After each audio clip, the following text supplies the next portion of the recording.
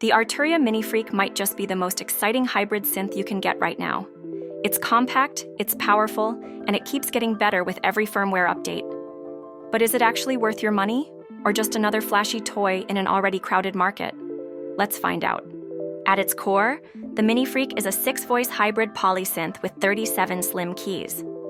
What makes it special is the combination of dual digital sound engines feeding into true analog filters.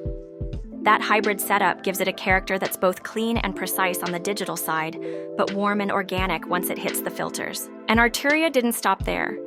The recent firmware update added granular synthesis to its already massive list of oscillator modes.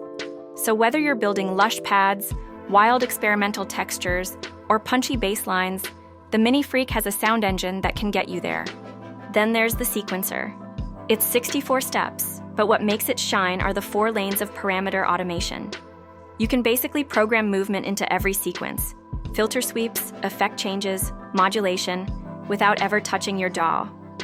If you like spontaneity, the arpeggiator can ratchet notes, randomize octaves, and keep your ideas evolving in real time. On top of that, the onboard effects are surprisingly good. You've got chorus, phaser, flanger, delays, reverbs, even compression, and they actually sound mix-ready.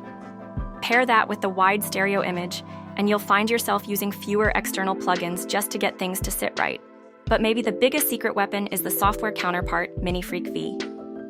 It's a full software version of the hardware that lives inside your DAW. That means you can design sounds in software, push them to hardware, or do the opposite. For small studios, it's like owning 2 MiniFreaks, one you can touch and one you can automate in the box. Of course, it's not perfect. The 6-voice polyphony can feel restrictive if you're layering big pads or playing complex chords. The slim keys are responsive with velocity and aftertouch, but pianists will definitely prefer a full-size keybed. And while the front panel is intuitive, some deeper parameters, especially with newer engines like Granular, still require diving into the OLED menus. There's also a learning curve. With more than 20 oscillator modes, a flexible mod matrix, and multiple effects, it can be overwhelming at first. Beginners might find themselves lost in options, but the flip side is that the MiniFreak grows with you. The more time you spend, the more it reveals. So where does that leave us? The MiniFreak is one of those rare instruments that feels experimental yet reliable.